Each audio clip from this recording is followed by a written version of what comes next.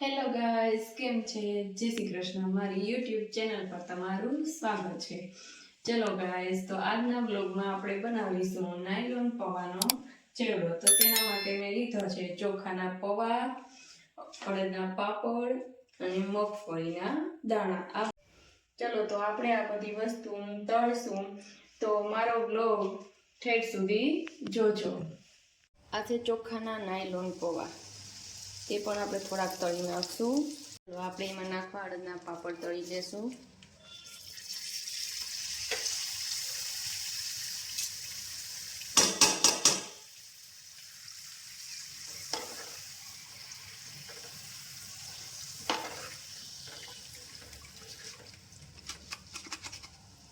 થોડોક આપણે મીઠો લીમડો તળવાનો છે.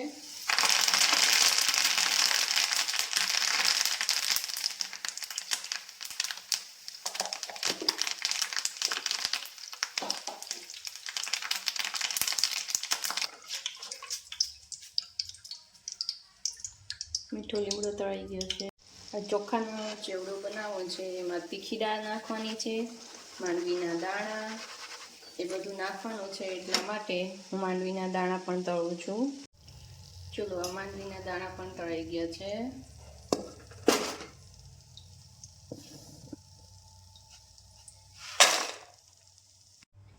હેલો ગાઈઝ, આપણે થોડુંક તેલ મૂક્યું છે. તેલમાં આપણે થોડીક હિંગ નાખશું અને થોડીક નાખશું હળદર. અને આપણે આ નાયલોન પૌવા છે, મકાઈના નહીં ચોખાના નાયલોન પૌવા થોડીક આપણે આમાં નાખી અને શેકવાના છે.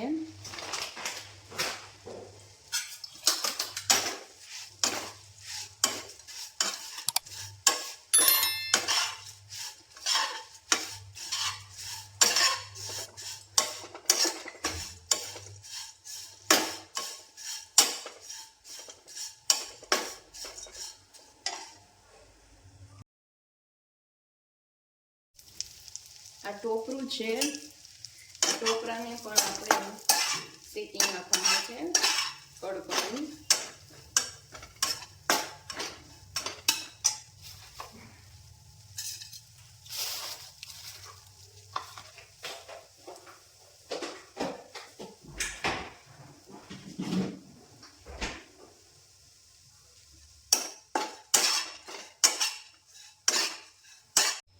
હેલો ગાઈઝ, આપણે ચોખાના નાયલોન પૌવાનો ચેવડો કર્યો છે. તો તેના માટે મેં અડદના પાપડ લીધા છે, એને તળ્યા છે. પછી અહીંયા મીઠો લીમડો લીધો છે, તેને તળ્યો છે. માંડવીના દાણા, મગફળીના દાણા મીન્સ કે એ પણ મેં તળ્યા છે.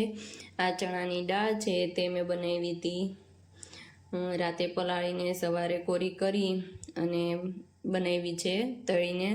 પછી આ છે ખમણ છે, કોકોનટનું નાળિયેરનું ખમણ છે. અને આ છે નાયલોન પૌવા. આ બધી વસ્તુ ચાલો આપણે મિક્સ કરી નાખશું.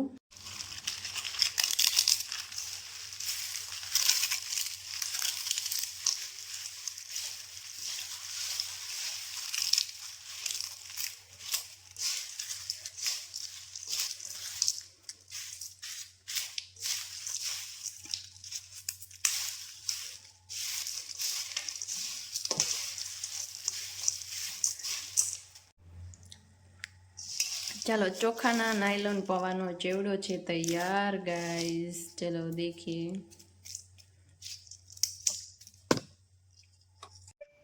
હેલો ગાઈસ, કેવો લાગ્યો મારા નાયલોન પૌવાનો ચેવડો? તો મને કોમેન્ટ કરજો. અને મારા આગળના બ્લોગમાં છે તીખી દાળનો બ્લોગ, તે પણ તમે જોજો. ચલો ગાઈસ, તો મારી યુટ્યુબ ચેનલને લાઈક કરજો, શેર કરજો અને સબસ્ક્રાઈબ કરજો. ચલો ગાઈસ, બાય. જય શ્રી કૃષ્ણ.